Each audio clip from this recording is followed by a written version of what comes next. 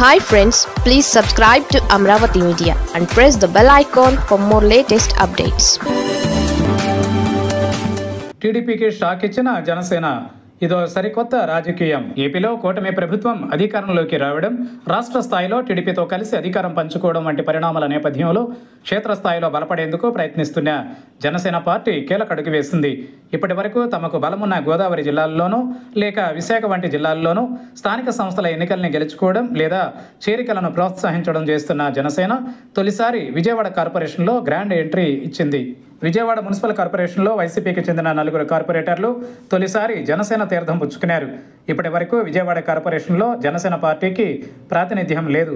తొలిసారి వైసీపీ కార్పొరేటర్లు జనసేన పార్టీలో చేరారు.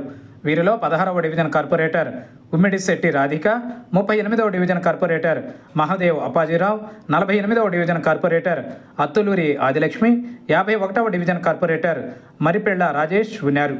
ఇక్కడ మరో ట్విస్ట్ ఉంది. తాజాగా జనసేన పార్టీలో చేరిన 4 కార్పొరేటర్లలో 3 గతంలో టీడీపీలో చేరిన వారు ఉన్నారు. వారు ఇప్పుడు టీడీపీని కాదని జనసేన పార్టీలో చేరారు. వీరిలో ఆదిలక్ష్మి, రాజేష్, అప్పాజీరావు ఉన్నారు. వీరు కాకుండా ఉమ్మడిశెట్టి రాధిక నేరుగా వైసీపీ నుంచి జనసేనలోకి వచ్చారు. ఈ 4 పవన్ కళ్యాణ్ సమక్షంలో జనసేన పార్టీలో చేరారు. దీంతో విజయవాడ కార్పొరేషన్లో జనసేన బలం 4 కార్పొరేటర్లకు చేరింది.